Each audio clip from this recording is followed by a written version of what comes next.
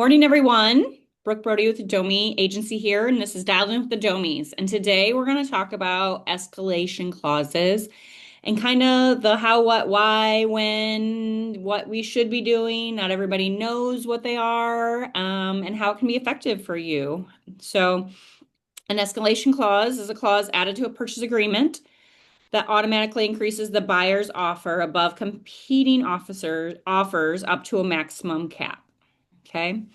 So this came in, during COVID when we had all these crazy offers coming in and almost every property that was priced decently was getting 5 to 20 offers. And so, right, as an agent, it's hard to go through those.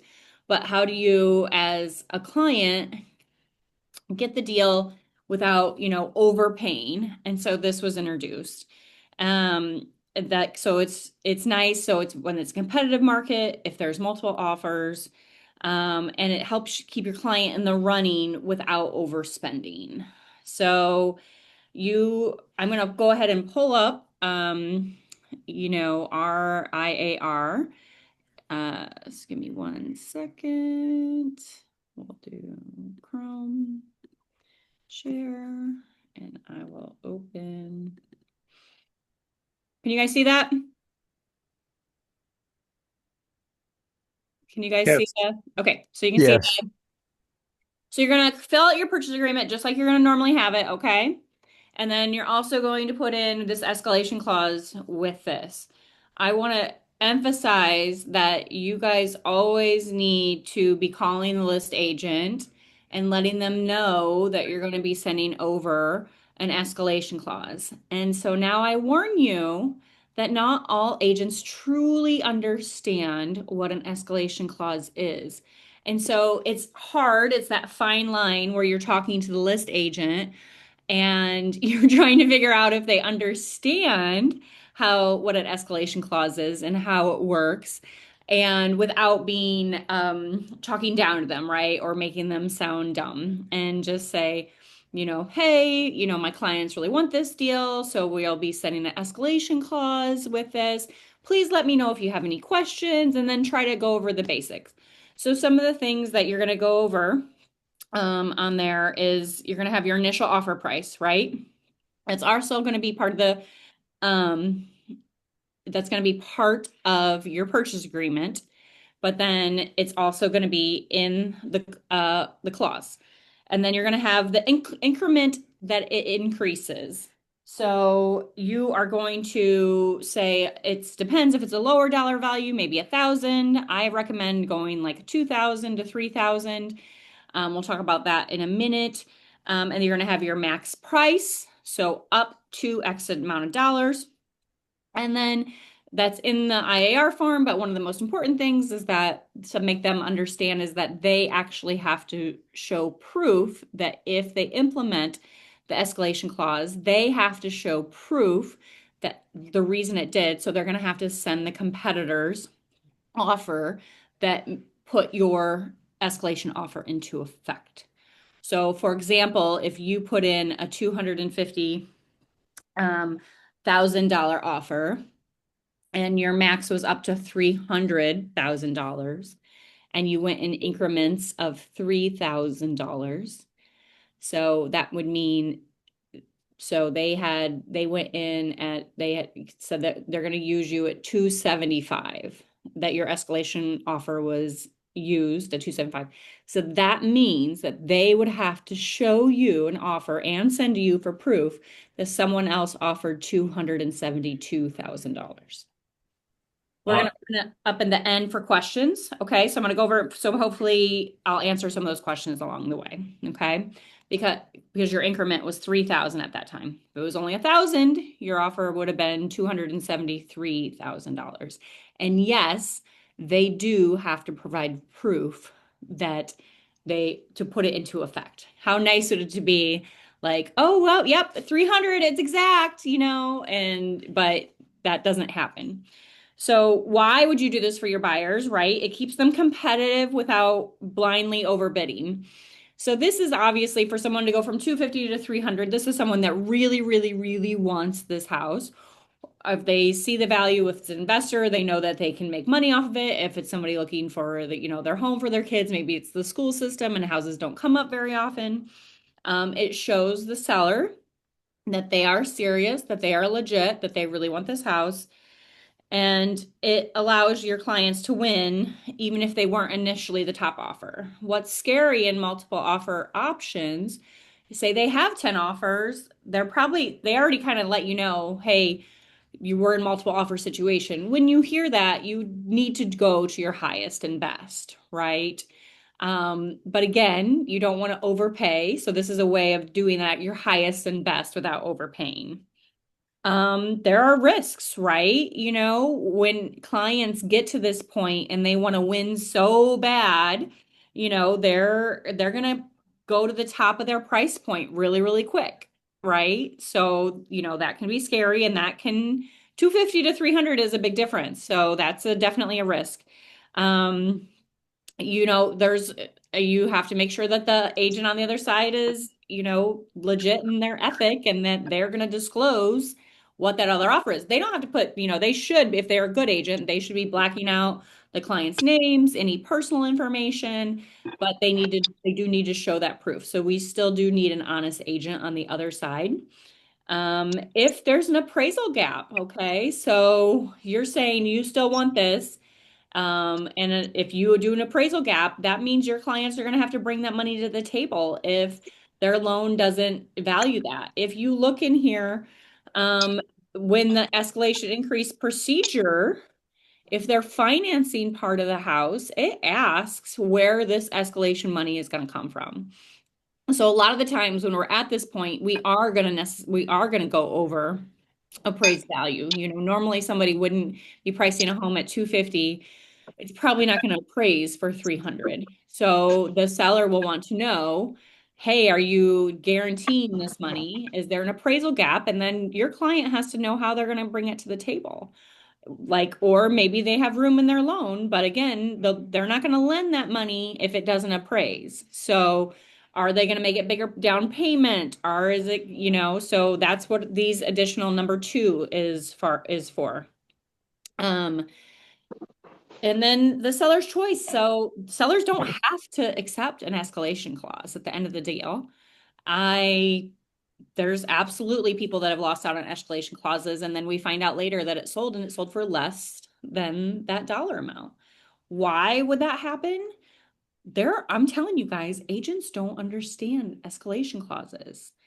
And the ones that do are like, or a common interpretation is, oh, it starts at 250, but they'll go up to 300. So we're escalating the clause, but it's going to go to 300. Well, no, you had a $3,000 increment in there, so it's only going to go to $3,000 above your top offer. And people, I encourage you, like if your clients really want the house, don't just do a 500 or $1,000 increment. Give it something of substantial. So like if it's 300, that's 1%, right? That's like enough to go over.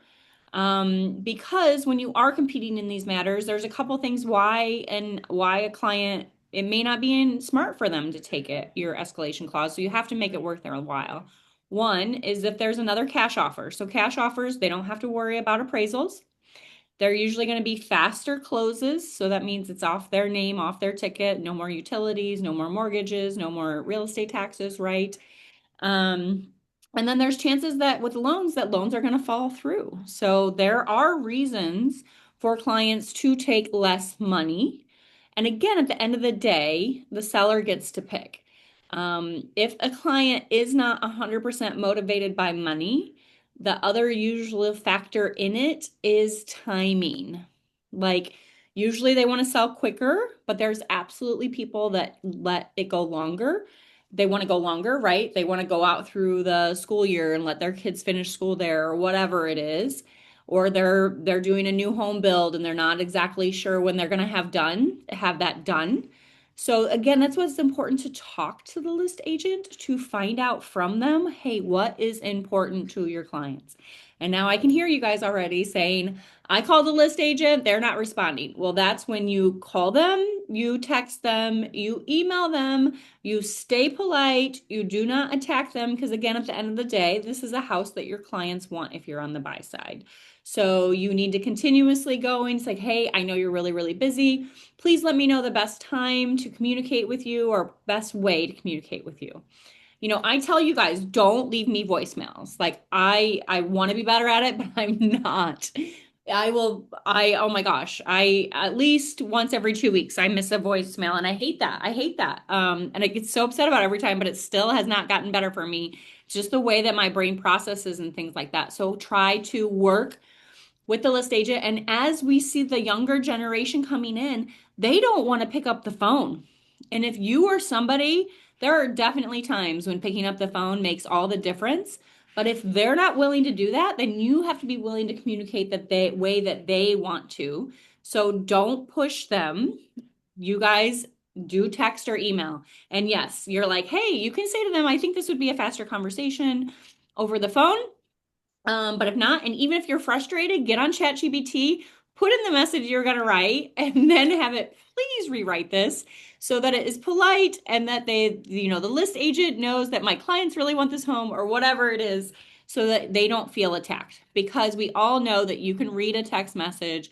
And if you have a mindset that it's a negative message, you're going to read it negatively. And that absolutely affects that message of that text message from your mindset. So, try to think it through, try to look at what your client wants, what's going to be the end game.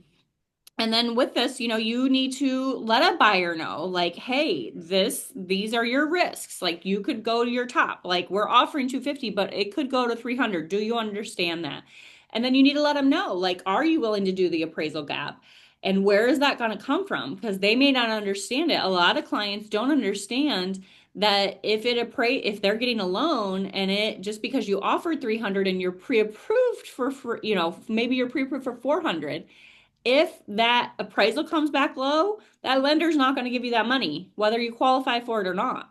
So that's something that clients most likely, I would say all day long, do not understand. You need to make sure to go over that with them you know, make sure you're using the escalation form.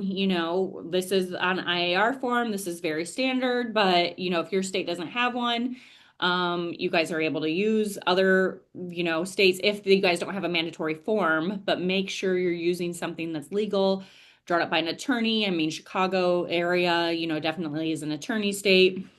Um, Encourage buyers to set a realistic cap based off their comfort level, not just winning it, right? When you get competitive, and there are some people that are extremely competitive, they're like, I just want to win. I just want to win. Well, you don't want to be house poor, right? You don't want to winning isn't everything. Like, hey, you were willing to go up 50 grand on this one. If you were willing to go up on this one, here's other ones we can get as well. Like, here's other things in that price range that we weren't looking at because you weren't previously willing to do that. Make sure you follow up with a list agent to understand how they handle multiple offers with the escalation. Ask them, just say, hey, can you let me know? And let them talk. Don't stop them and don't correct them. And then absolutely, absolutely document all your discussions with your clients so that you're protecting yourself.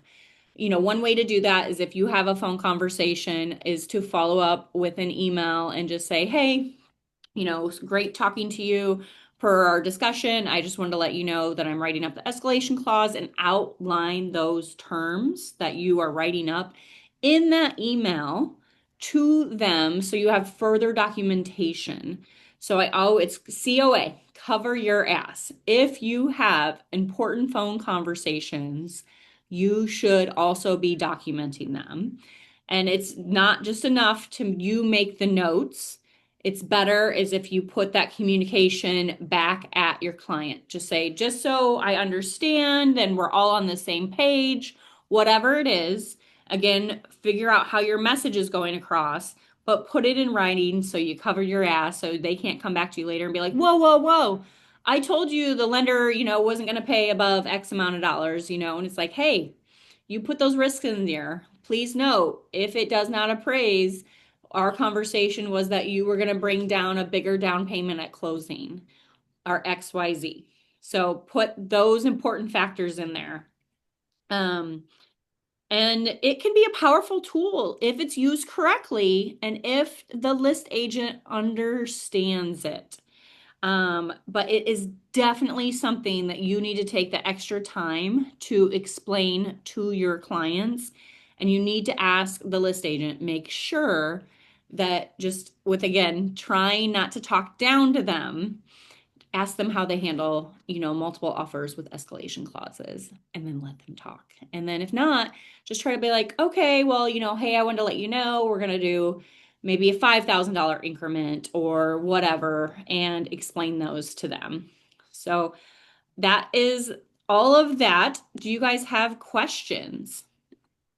I don't have a question, but I have something to add to that. I've been on both sides of the list and buy side for escalation clauses, and something that's very important to explain to both sides is its net proceeds. Um, they they see dollar amounts, but you have to actually go through and break it down, can include concessions and uh, commissions too, because otherwise the numbers aren't going to, it may be a higher dollar amount, but if they're asking for 6% concessions and 3%, and the other person's only asking for 2% and no concessions, it might, you know, might. Right, absolutely. That's absolutely something to just factor in. And that you can say they might have accepted it because we're asking to pay like the BAC, Buyer's Agency Commission, or you were asking for closing costs. If you're asking for that, that's maybe when you make that increment higher. But honestly, if your client's asking for those things, they probably don't have those funds and they don't have the funds to cover an appraisal gap. So those are absolutely things to consider and talk to your client and your seller. And you're 100% right, Maurice. Like if it comes and they closed and it was, 270 and you're like, "Oh my gosh, if they didn't use your escalation clause, they don't have to show you proof of anything. If they accept another offer, they don't owe you anything. So you cannot ask as a buyer's agency, you can ask, say, hey, my clients are really upset they didn't get it. Can you let us know why? And the list agent, their only responsibility is they need to tell you that your offer was not accepted. They don't have to tell you why the sellers accepted the other offer. A lot of the times they will. They'll say, hey, after net proceeds, it was a higher offer. Because again, if you're asking for the seller to pay the BAC, if you're asking the seller for seller concessions, there's differences of taxes. Like one way to win a house is to, very commonly it's for the seller to pay the taxes while they live there, right? But taxes are due in arrears. So one of the ways is that you can say, we're going to pay your taxes. That's anywhere from 3 to 20 grand or, whatever normally. So that's a lot of money. But again, if you're going to do that and you're going to use that tool, you need to make sure the list agent understands that because that is not something that's commonly used. So they could easily miss that. But there are so many ways to make an offer stronger, right? But you do have to know what you're doing. And if you do something that's out of the norm, make sure you're explaining it to your client, what you're doing, and you're laying and outlining it for the list agent. Hey, we're hoping we're above the other offers, and so this is what we're doing. And we estimate it to be about this much more that we're putting in so that the sellers have a higher net proceed. That was great, Maurice. Thank you. Um, Brooke, I'll add a couple things real quick to be a little more specific about what Maurice was saying, in case that was hard for some to follow. Talking from a buyer's agent's perspective. So when the buyer's agent is told by the listing agent, hey, we're going to send you a counteroffer and we're going to sign the escalation clause and we're going to have the counter is going to go up, you're using your property at 250, counter is going to go up to 270. So they send you over proof that another offer was sent in at 270 or whatever, 265, whatever it is. And the problem is on page one, it only shows the purchase price. It doesn't show all the other things you just mentioned. You really need from that listing agent all 9 pages. So you review all 9 pages to see where the other places are that escalates your client's deal. And it may be when the listing agent actually does that, and you go, and I've had this happen. I've gone over the whole thing and I said to them, well, we don't have to escalate as high as you originally said because there's other things in here that make this offer lower, netting the seller less. So a listing agent might want to argue that with you. It isn't just dollar amount, like you said. It's concessions and how it affects the seller's bottom line, and that's what Marie said. Also, it's the net. It's not the gross. It's not the purchase price. It's the net. That's very important as a buyer's agent to request all 9 pages. Listing agents are sometimes reluctant to give you all 9 pages, but as a buyer's agent, it's your obligation to ask for it, protect your buyer. Number one. Number two, I found this out 4 years ago. A lot of times you learn this deal, how to do real estate through deals. And I was representing a buyer buying a house. There was a lot of competition, doing an escalation clause, trying to get information from the listing agent who I knew really well. And he was trying to be as helpful as he could be without telling me everything. He said, Dan, the appraisal gap addendum is the most important thing. I go, what do you mean? He goes, escalation clauses are meaningless if we get a cut appraisal. If we get a cut appraisal and no one does an appraisal gap addendum, then we're down to the cut appraisal price. You can escalate to 300,000 like Brooke suggested. You can escalate to 300,000. Nobody on the seller side thinks it's going to appraise for 300,000. What's more important is if your buyer is going to escalate to 300,000, they do an appraisal gap addendum with it. That's a significant amount of money, 5, 10, 15, $20,000, whatever they can afford to bring that extra money to the closing table. They have to be able to execute it. You can't have buyers doing appraisal gaps. They can't actually perform. So when they say they're bringing an extra 30 grand to the closing table, they better be able to do it to cover the appraisal gap. So we got that house simply because my client did an appraisal gap for $15,000. It turned out we did get a cut appraisal and it was cut by 10 grand. So my buyer had to bring an extra 10 grand to the closing table. But that's why we got the house. My buyer wanted it that bad. I said to him, the listing agent said, give us an appraisal gap that's really good, the best you can, and pretty good chance you'll get the deal. And we did. So the appraisal gap is very important if your buyer can afford to do it in conjunction with an escalation clause. Totally agree because it doesn't a lot of buyers agents, if they're smart, will use an escalation clause and not do the addendum because they're banking on the seller listing agent not understanding. And it's like, hey, we didn't do an addendum. We didn't do an appraisal gap. We just said that we would pay that if it was worth that, right? So there are definitely tactics that you can use, but you need to be sure that you're not being outsmarted, like Dan said. If your list agent knows there needs to be an appraisal gap addendum to also counteract that to make your client do that price to the table, right? Because if your client, you're on a buy side, if your client does the addendum and then they come back and they can't do it, they're in breach of contract.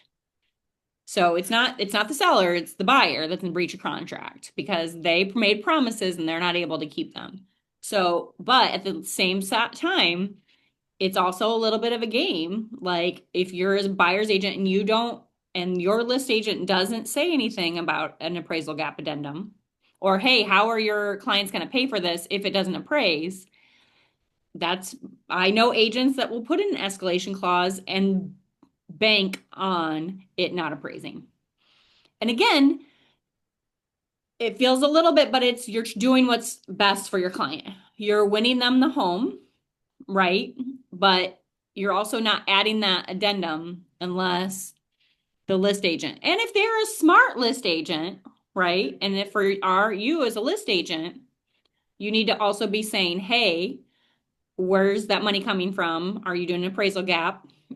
Are you going to cover the appraisal gap? Okay, show me, put in an addendum. If they're not willing to do it, just be like, hey, I didn't take your offer because you didn't have that. Or you can come back and say, hey, we are in escalation terms, but we have an addendum with another one, appraisal gap addendum, and we don't have one with yours. Is your client willing to do that? Is what you should do as a list agent if price is what is most important to your client. So again, know your stuff. Like be educated, stay on. Like, and you're right, you do learn so much through going through transactions, but talk to the people around you that have done it and that they're here to help you if you haven't done it yet. And so that's why you come on and you learn the training or you watch the videos. So appreciate everyone. I'm going to go ahead and stop the recording and everyone have a great day.